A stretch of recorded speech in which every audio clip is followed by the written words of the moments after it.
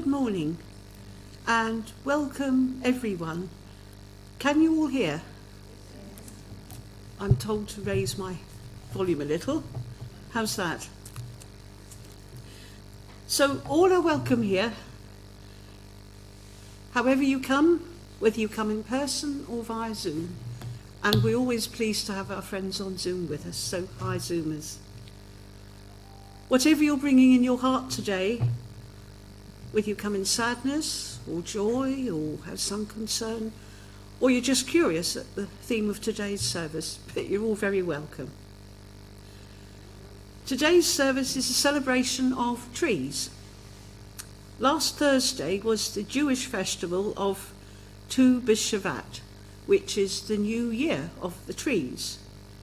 And as some of the trees in our own garden here are starting to wake up after the winter, what better time than to celebrate these wonderful life forms?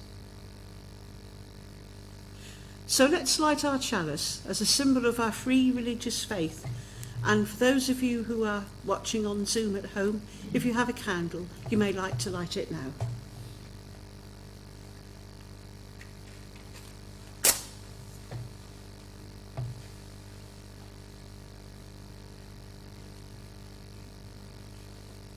And of course, the wood in the match comes from a tree. Within the deep shadows and the cold of winter, let us remember how we walked in the leafy green shade of the trees in summer and the golden glow of the fall and autumn leaves. The pale winter light now shines through bare branches, stark against the chilly sky. So we gather in this indoor warmth and light and kindle our chalice flame and await the opening of the buds in spring. Some opening words, part of a longer passage translated from a prayer which is recited on the New Year of the trees. It's said to be recited upon seeing a fruit tree bloom in the springtime and gives thanks to God for creating trees and all other good things in the world for people to enjoy. The Divine One created good trees so the children of earth might benefit from them. At this moment, for the sake of the divine tree of life, may the sap awaken in the branch. Awake! Awake, thorn bush and myrtle. Awake, etrog and reed. Awake, willow and palm. Awake, fig and cedar, vine and oak. Awake, almond and terebinth, pomegranate and olive and apple. Awake all trees and all the corners of the earth. Awaken the trees in the name of the tree of life, for she is a tree of life to all who hold her fast. So, having woken up the trees, it's time for our first hymn, which is number 147 in the Purple Book. And the words should appear on the screen, but there's also the hymn books at the back if you wish that. Energy.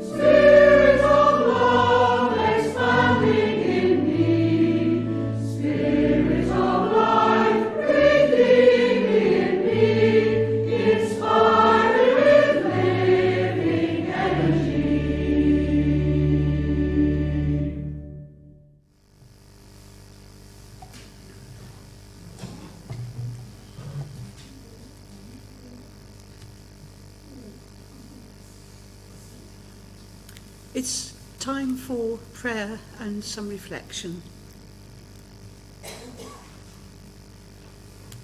You may well be aware that yesterday was Holocaust Memorial Day. This is now an international day on the 27th of January every year to commemorate all, including the 6 million Jews and many other people from groups murdered under the Nazi persecution during the Holocaust, as well as those killed during more recent genocides in places like Cambodia, Rwanda, Bosnia and Darfur, and sadly it seems in other conflicts still ongoing. So we observe this day in the hope that one day there will be no more genocide. And so let us pause for a moment in shared silence.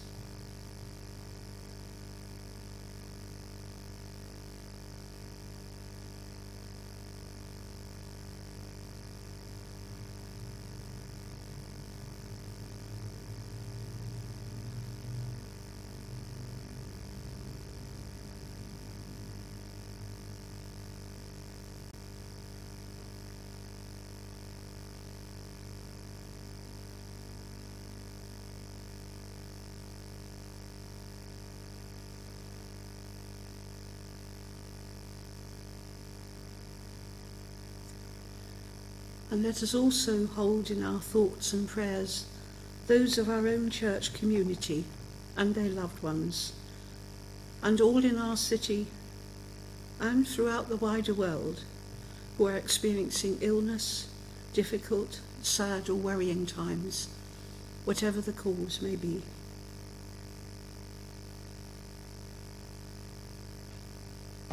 We hold in our thoughts and prayers all whose lives have been lost or changed forever through violence due to political and social unrest, natural disasters, accidents, or plain misfortune.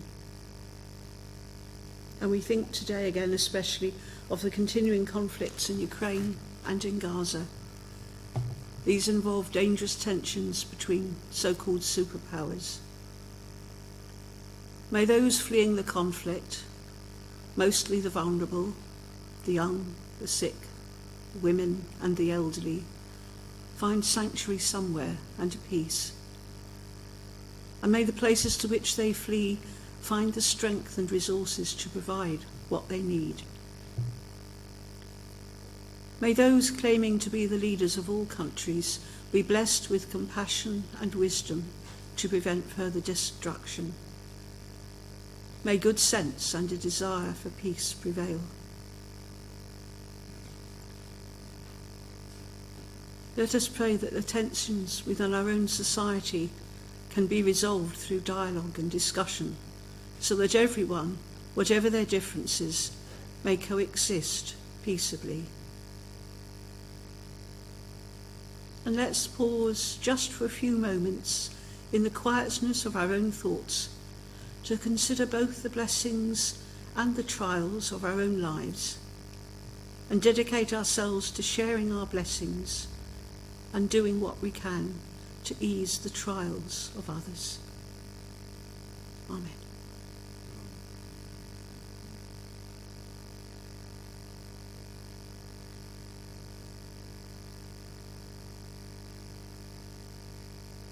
It's time for our story, and Gav is going to read it for us. This story is called The Giving Tree. Once there was a tree, and she loved a little boy. Every day, the boy would come and gather her leaves and make them into crowns and play king of the forest. He climbed up her trunk and swung from her branches and ate apples, and they would play hide and seek. When he was tired, he would sleep in her shade. The boy loved the tree very much, and the tree was happy. But time went by. The boy grew older and the tree was often alone.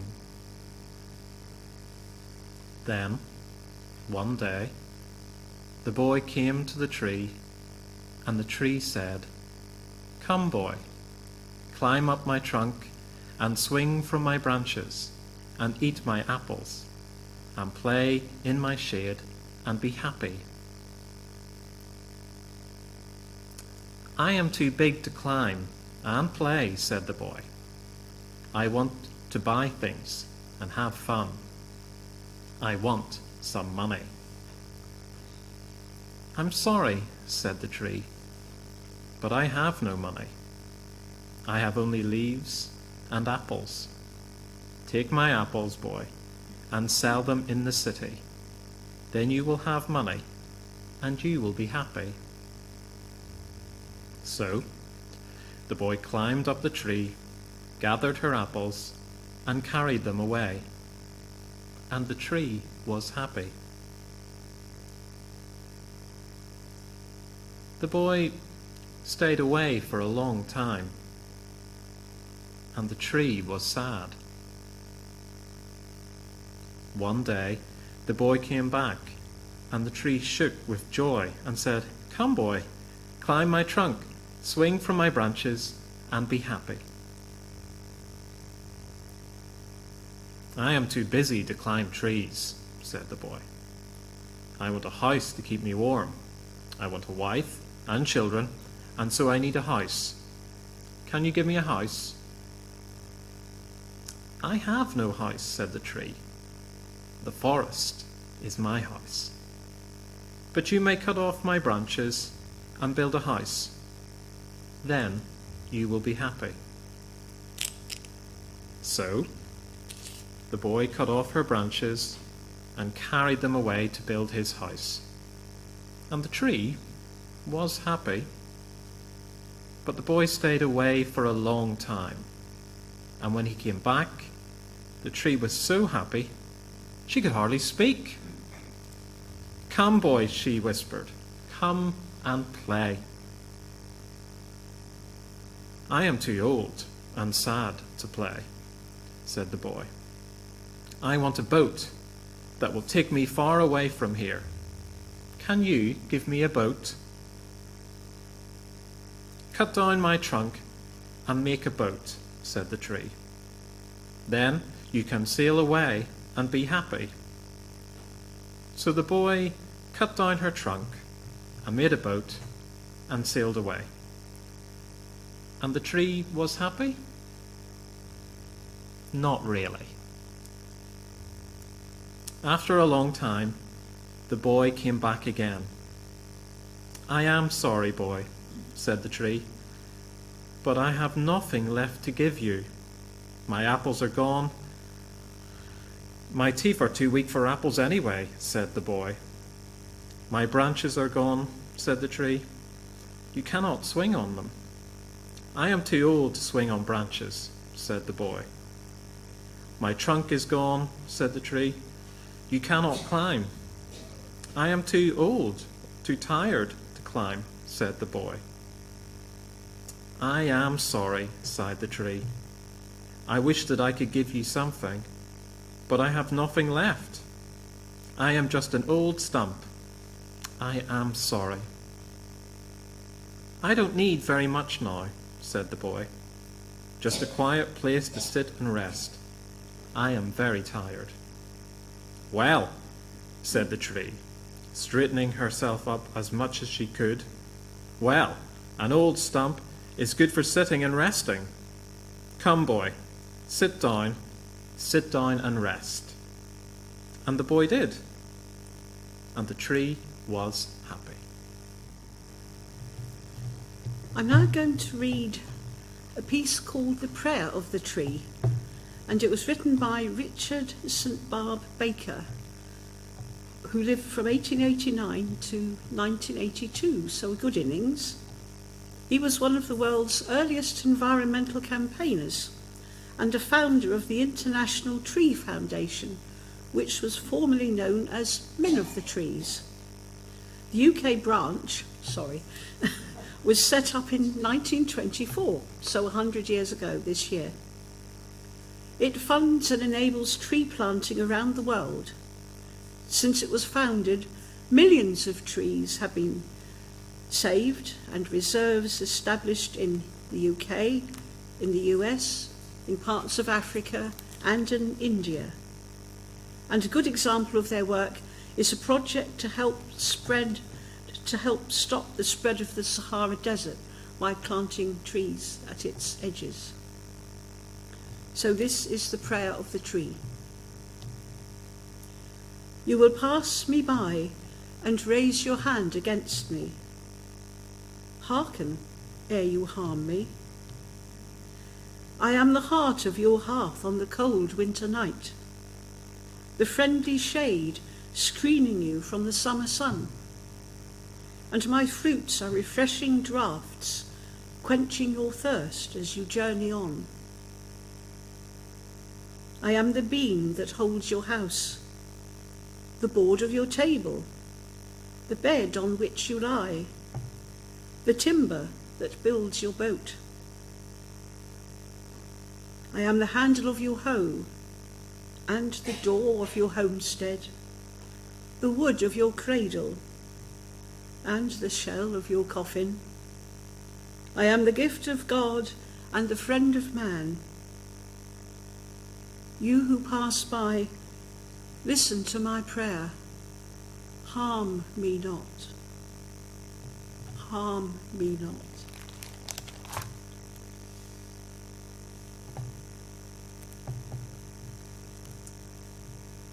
And a short poem by John Clare called The First Sight of Spring. And the first signs of spring are showing. There's a little hazel bush in my front garden and it has catkins on it. And we have parts of the trees out in our own garden starting to wake up. So this is what John Clare has to say. The hazel blooms in threads of crimson hue peep through the swelling buds, foretelling spring. Ere yet a white-thorn leaf appears in view, all March finds throstles pleased enough to sing. To the old touchwood tree woodpeckers cling, and their harsh-toned notes renew. In happier mood, the stock-dove claps his wing, the squirrel sputters up the powdered oak, with tail cocked over his head and ears erect, startled to hear the woodman's understroke. And with the courage which his fears collect, he hisses fierce, half malice and half glee, leaping from branch to branch about the tree in winter's foliage, moss and lichens decked. And it's time for our second hymn, number 199, We've a God Creator. Joy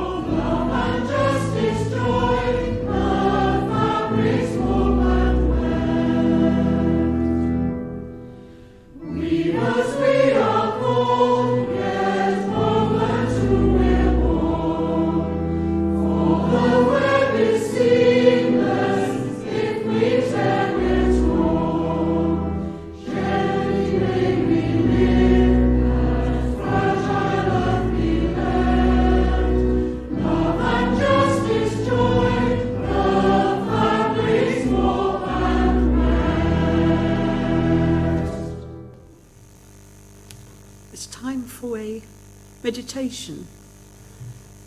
And this is written by a retired Unitarian minister, Reverend Bill Darlison, who was actually here at Kate's inauguration service. Some of you may remember him. This is taken from the book Fragments of Holiness. So get yourselves comfortable, whatever suits you best. Your feet on the floor, your hands in a comfortable position. Sit quietly. For a minute or so, concentrate on your breathing.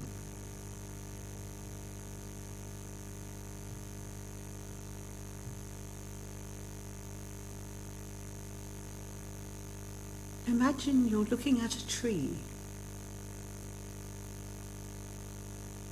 Greet it as you would a stranger.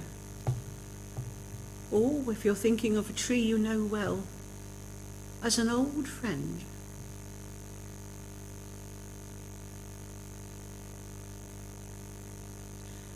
Observe its physical structure.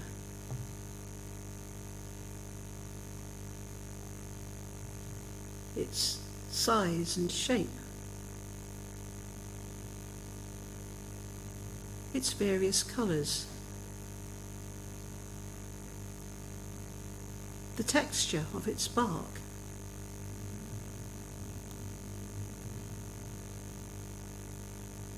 And the shapes and hues of its leaves and branches.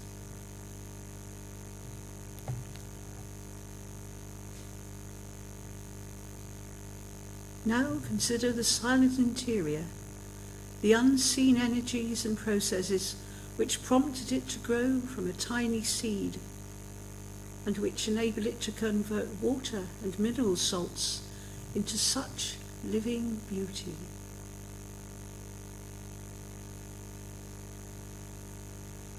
And say to yourself, quietly, don't nobody know why?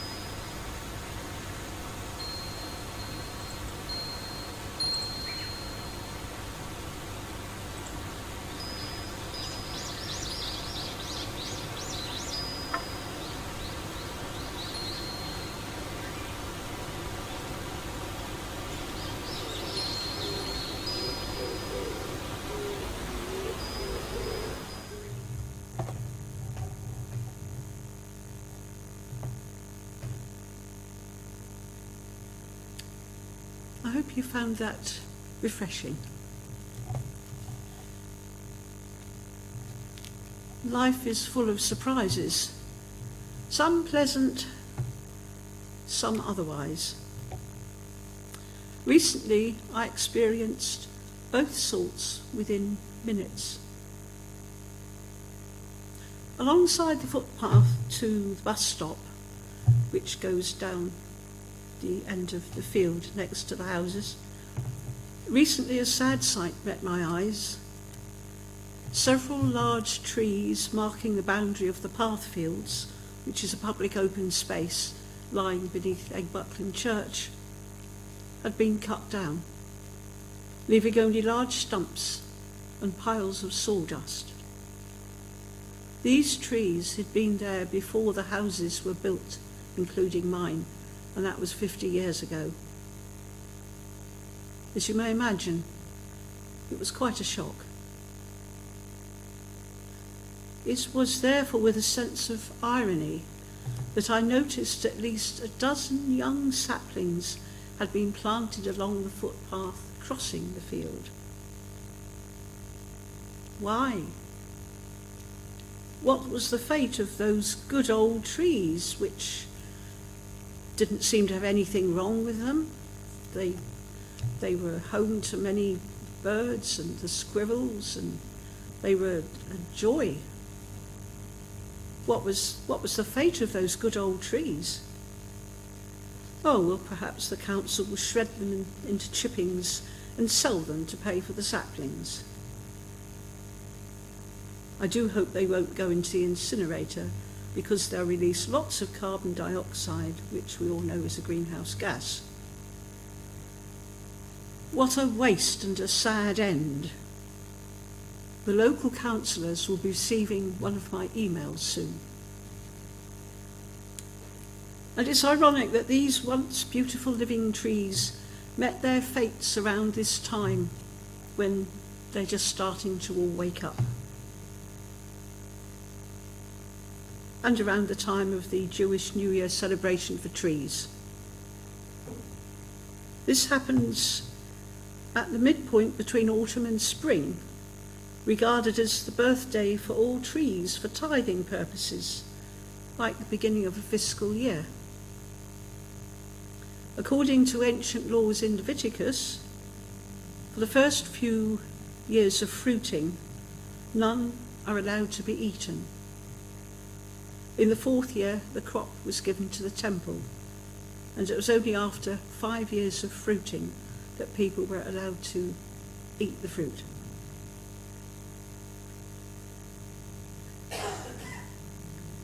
We might consider it strange in the middle of our chilly northern winter, although it's not so cold today, to celebrate the start of the trees' year. But in Israel, at this time of year, it's usually warmer than in the UK or Northern Europe, and the nights are usually frost-free. And sometimes, because their religious calendar is based on the phases of the moon, the festival occurs in early February, and it coincides with Imbolc, or Candlemas, the old Celtic holy day. And that happens at the end of this week, and celebrates the first awakening of the earth before spring proper comes. Buds begin to swell, and as John Clare observed in the poem, the hazel blooms in threads of crimson hue peep through the swelling buds, foretelling spring. And the threads of crimson is the little female flowers on the hazel tree, which have little crimson threads coming out of them. We tend to notice the male catkins more, which are the ones that give out the pollen. The celebration of the trees include eating plenty of fruit, especially grapes, figs, pomegranates, olives, dates, and strangely enough, grains, as well as an etrog, which is a type of citrus fruit rather like an elongated lemon. As they watch the trees awaken, the old mystical name for their god comes to their mind, Etz Chaim, tree of life. She is a tree of life, the book of Proverbs tells us. The Psalms praise different trees for their various characteristics and uses, including the strong and sturdy cedar, whose fragrant wood was used to build Solomon's palaces and the temple, and trees like the olive and the early flowering almond, bearing fruit which can be eaten or crushed for its oil, and the vine, whose grapes can be eaten or used to make wine, and the fig trees along with the almond, whose fragrant blossoms herald spring. And this is a mere handful of examples from the Bible. In Christianity, many people refer to the cross upon which Jesus died as the tree. According to the Eastern Orthodox tradition, the cross is said to have been made of 3 types of wood: cedar, pine, and cypress, although of course no one can really be sure. Other traditions regard trees with respect, even regarding some as sacred. In Buddhism, for example, the Buddha achieved supreme enlightenment or bodhi beneath a spreading fig tree. And a living tree in India is called the Bodhi tree because it is said to have been propagated from the original fig tree under which the Buddha sat. The Bodhi tree and the nearby temple are now important Buddhist pilgrimage sites. Several trees were important to the Celts and the Druids. They include the oak, the apple, the birch, and the ash. The ash tree is mainly associated with healing and enchantment, and particularly the Welsh magician Gwydion, who had an ash wand. And ash also features in the Norse mythology. There's an iconic yellow oak tree in Ollie in the USA, dating back hundreds of years. It is regarded as sacred due to a native Indian legend claiming the tree possesses healing powers, and they prayed for it whenever they needed help. And in the African savannas, the baobab, the massive great tree, fascinating shape and a long life, apparently 3,000 years. It's said to hold the spirits of the dead, which is why it is sacred in African culture. Throughout the history, kings have organised their meetings under this tree, believing that it holds magical properties that could help them in making wise decisions. Maybe we ought to plant a few in this country. And if we widen our view of trees to include the whole world, extending far back in time, we can see how important trees have always been and continue to be in shaping the entire ecosystem. Trees are vital to life. As the biggest plants on the planet, they give us oxygen, they store carbon, they stabilise the soil and give life to the world's wildlife. They provide us with material for tools and shelter, as mentioned in the prayer of the tree. And before she went on holiday to New Zealand, our dear friend Anne Carter kindly lent me a book because she'd heard of the topic for today. And it's a wonderful book with 19 short stories, each featuring a different tree. And I'd like to read you a part of one of the stories. And it starts off by saying, the trees have always had some idea of what happens to them when they die. In the forests they saw their neighbours toppled by wind or age and rot into earth, and their roots set up descriptions of peat and coal in vast beds and seams. And then later on, when human beings come along, the trees are put to various uses. And it says here, the trees often wondered what their particular fate might be. Would they subside into the long sleep of coal, or blaze for an hour in a cottage grate, or find themselves reconfigured as handle, hurdle, post, shaft, stake, joist, beam, or something more elaborate and rare, an abacus, a chess piece, a harpsichord. And out of these dreams a rumour moved among the trees of the world like a wind. Not quite understood at first, it was so strange. A rumour that when they died, instead of being burned, planed, planked, shimmed, sharpened, many trees would be pulped. This was an entirely new idea to the trees, whose self-image was all to do with trunk, sturdiness, backbone, form. But trees are good at getting the hang of things, and soon they understood that from pulp would come the white leaves humans call paper, and that these leaves would be bound into books. And after a short season of anxiety, in which the conifers shed uncharacteristic quantities of needles, the trees came to terms with this new possibility in the range of their afterlives. Yes, the trees recognized themselves in paper, in books, just as they had recognized in themselves all the other things that hadn't quite been thought of yet, like bedsteads and bagpipes, not to mention violins, cricket bats, toothpicks, clothes pegs, chopsticks, and misericords. Men and women would sit in the shade of the trees, reading books, and the trees, dreaming of all that was to come, saw that they were books as well as the chairs the men and women sat in, and the combs in the women's hair, and the hoops the children chased across the lawns. The trees took pride in the idea of being a book. They thought a book was a noble thing to become if you had to become anything. And I'm so grateful to Anne for this lovely book. So not only are trees essential for life, but as the longest living species on Earth, they give us a link between the past, the present, and the future.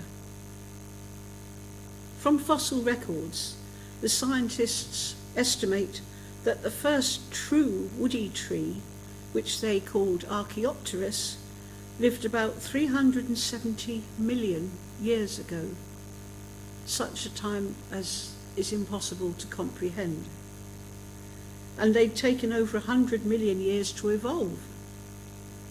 These trees had all the structures and the features of modern trees, but they produce spores instead of flowers and seeds. They grew to 60 feet tall and made up 90% of the forests for millions of years. These early trees played a very important role in developing the world as we know it today. They stretched out their branches and canopy of leaves to nourish life in the streams. The decaying trunks and leaves fed the streams, enabling the evolution of freshwater and marine species. They had extensive root systems, which impacted on the soil chemistry. They altered the carbon dioxide and oxygen balance in the atmosphere forever. These changes over many years paved the way for many of the species, including the first dinosaurs, and millions of years later, the first mammals. The trees in today's forests are said to cover a third of the land surface. They help to stabilise climate, which is so important that we plant more, the circulation of the water, and they're home to millions of life forms. Insects like beetles and butterflies, reptiles like snakes and turtles and crocodiles, birds and many mammals all find their homes in the forests. All are part of the interdependent web of life, and it wouldn't exist without the trees. And latest research shows that the trees, in fact, communicate with each other by a network of roots down below the soil. So they truly are wondrous organisms. They benefit our health. Their canopies trap dust and absorb pollutants in the air. It's reckoned that each individual tree can remove up to 1.5 kilos every year. They provide shade from solar radiation, and they reduce noise. Humans, along with so many other species, benefit. Trees provide us with delicious food, fruits and seeds and nuts and berries, and so many people make their livelihood from growing them and selling them. And as in our reading, let's not forget paper, this stuff. How many millions of trees have been sacrificed in the cause of human happiness and comfort and communication, in its many varieties and uses, from books to newspapers to tissues to wrappings. The widespread production of printed books was only possible when paper rather than parchment or vellum was used to write upon. And that led to a major revolution in communication, in education and entertainment. And despite talk of the paperless society, most of us still use paper for communicating. In fact, I think if anything we use more now than we used to do. Trees are good for human health and well-being. Several species of British trees and shrubs have medicinal properties. Birch bark oil is antiseptic. Aspirin was first isolated from the willow. And they're good company too. They're beautiful to look at and be amongst. I was really touched. I never had much time for Djokovic, the tennis player. But then I read that whenever he is playing in Melbourne, he goes into the park there and he has a special tree and he sits by the tree, and he was saying he regards this tree as a friend and he feels better afterwards. My heart warmed to him then. So they're good company. Within minutes of being surrounded by trees and green space, your blood pressure drops, your heart rate slows, and your stress levels come down. It's all wonderful, isn't it, seen from the human perspective, but what about that of the trees? There's a piece here written by Cedric Wright. He's an American violinist, nature photographer and a writer, and he lived about 100 years ago. And he wrote, "Consider the life of trees.